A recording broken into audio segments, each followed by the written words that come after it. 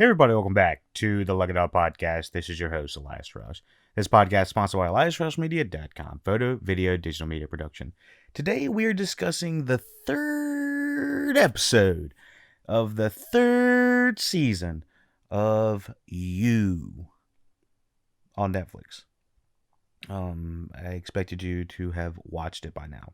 So, this third episode, it gets a little bit political on You. You is not a show that I thought would be telling me what is what is good and what's not. So apparently and I'm not here to give my political opinion on things right now. I don't want that conversation.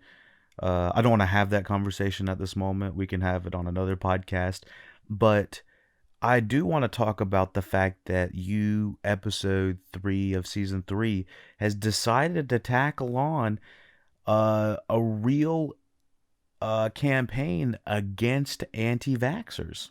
And like I said, I'm not here to say I'm not here to put a political stance to it. I'm strictly saying what the show is doing.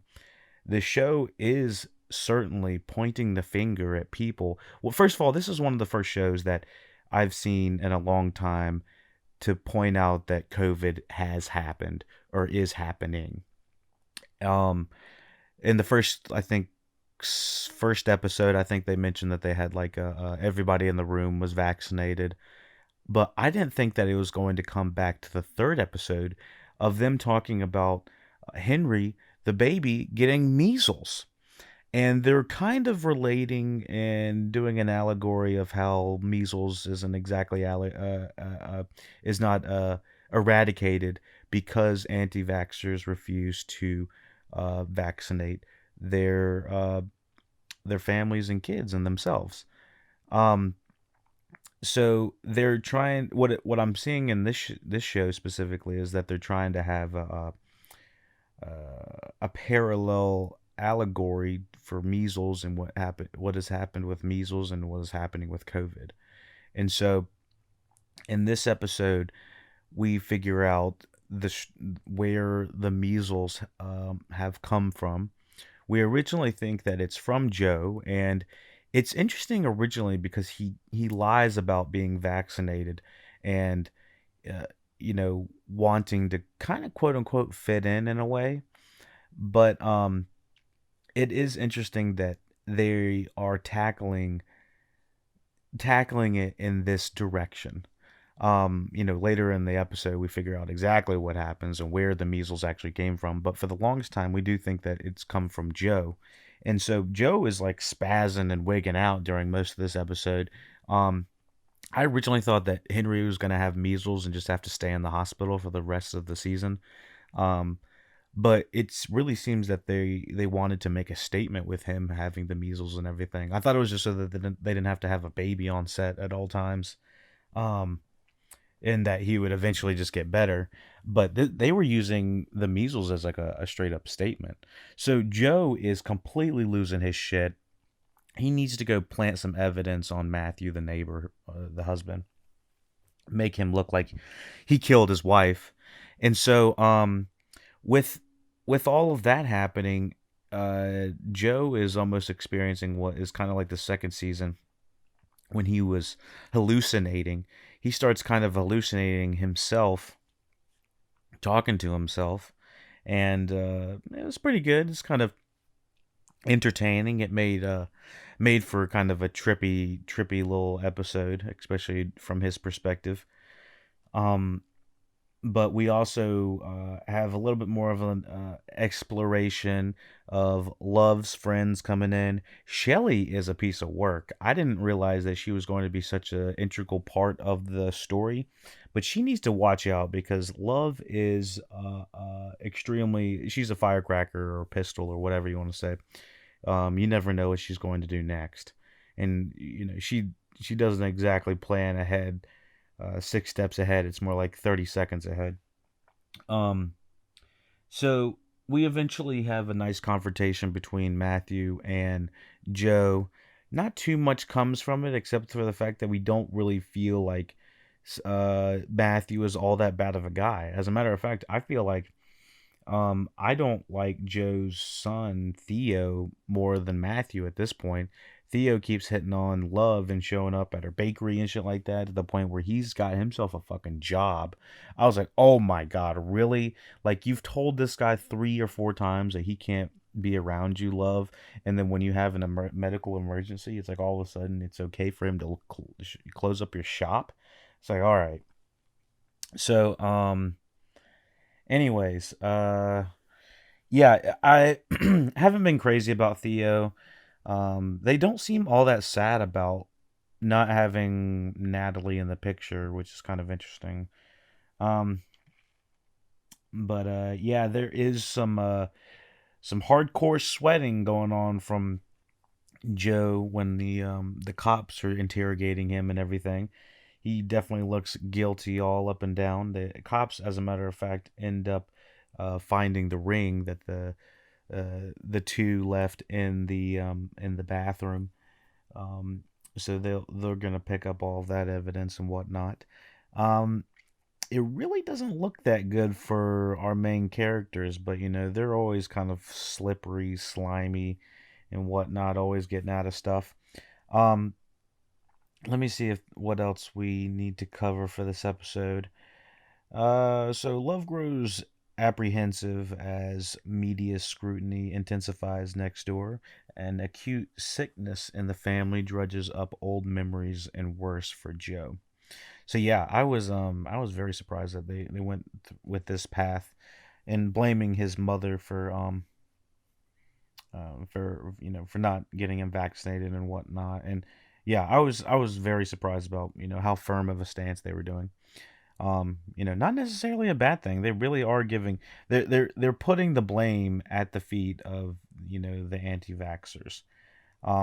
And they honestly are writing things for the anti-vaxxers to say, no judgment. They're saying things like, I don't care if what you do, but it's not for me, kind of thing. And it seems like very much things that you have heard anti-vaxxers say. Um, oh, we don't know 100% what these chemicals can do to us and whatnot. It's it was pretty much right along the lines of things I've heard people say in real life. And so when they decide to have Love straight up attack Gil at the end of this episode, I was like, God dang. So a couple things. I was like, did she just murder another person? Which I was thinking for a minute. I was like, it wouldn't make sense for her to straight up murder him, although it looked like a kill shot. But for me personally, I think from a writing standpoint, it would be more interesting if they took him down to the box. So I'm not exactly 100% sure if he's alive or if he's dead, but that from a writing standpoint, that's what I would do. It wouldn't be interesting to have her kill two people and not bring them down to the box. So, um, possibly Love just possibly killed someone else. We don't know 100%. Second, it was because of the things he was saying. He went in there to apologize and buy some bakery, baked goods for her, and say, sorry that we gave you the measles kind of thing. It's like, oh shit. Um, but it was just like they went they went for broke and completely had the anti-vaxxer say everything that most anti-vaxxers would probably say, the no judgment type thing. And so yeah, took him out. Um and so yeah, this is going to create a hole for them. Love is going to get them caught with how reckless she is. I know that Joe is not exactly super clean and squeaky, but he is so much more he plans out so much better than she does, and it's just like he's been doing this for so much longer. Unfortunately, it's like leave the crazy killing to the professionals, I guess, because you're going to get them caught as a team. In my opinion, the road we're traveling down with these characters, Love does not seem like a sustainable character. Love seems like something is eventually going to happen to her. If there's some sort of karma or some sort of retribution for all the things and people that she has hurt and done, because we are kind of yada yadaing over the Natalie thing.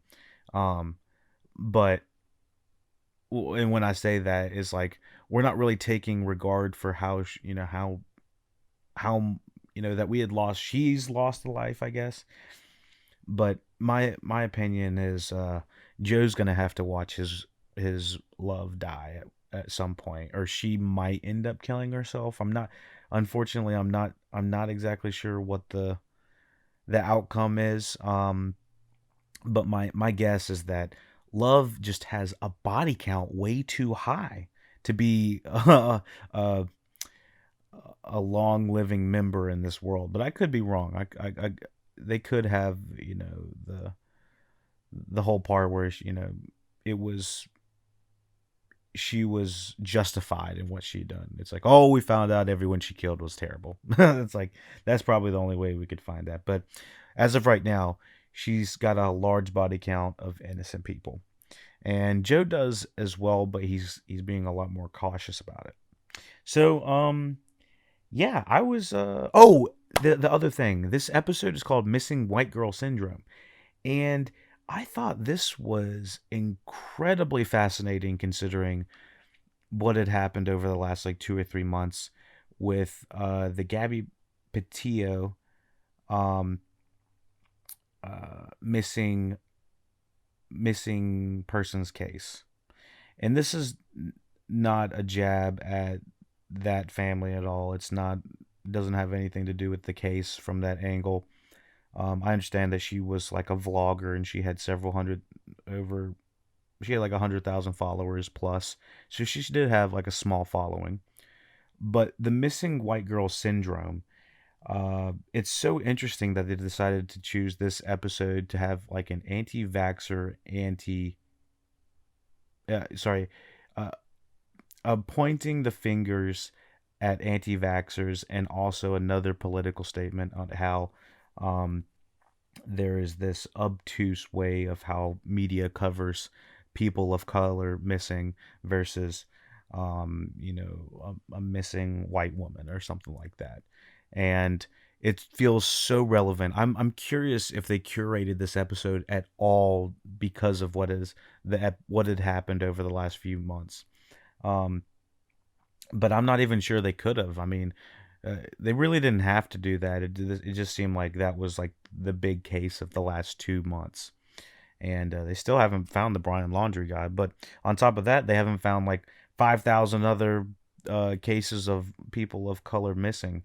So it's like I feel bad even being able to mention all of. I can name both so many parts uh, of that case, and I haven't even done that much research. It's just strictly from the headlines and stuff like that. And so it is interesting that they decided to kind of point that out, and they did have the librarian point that out as well. That uh, the missing white girl syndrome. So yeah, very very hot politically charged episode. Um, Very interesting to see that. I know that this is going to kind of dig into people that are not 100% for vaccines, and are not 100% for understanding the racial differences and how people are covered on media. It's those people are gonna get a little rock in their shoe and be like, "What the hell is this? This big progressive liberal rock media that is trying to hit me with right now." But like I said, I don't necessarily think it's a bad thing. It's kind of interesting that they decided to really stick their heel in the ground and dig. And these are some pretty hardcore topics that they're deciding to cover. Or not hardcore. They're not going like full on, abortion or something like that, but they are putting some pretty politically charged stuff out there. So, yeah, let me know what you thought about You season 3, episode 3. This could be a polarizing one. I know that people are going to be interested, and they people might not even give a shit. But I wanted to kind of get my thoughts out there. I think the board is still pretty hot. If Gil is not already dead, it's not looking good for him. Most people that are taken by these people or that know who they are not well after. They are not in good hands. Most of them are dead or missing. So, yeah, you do not want to be put in the box.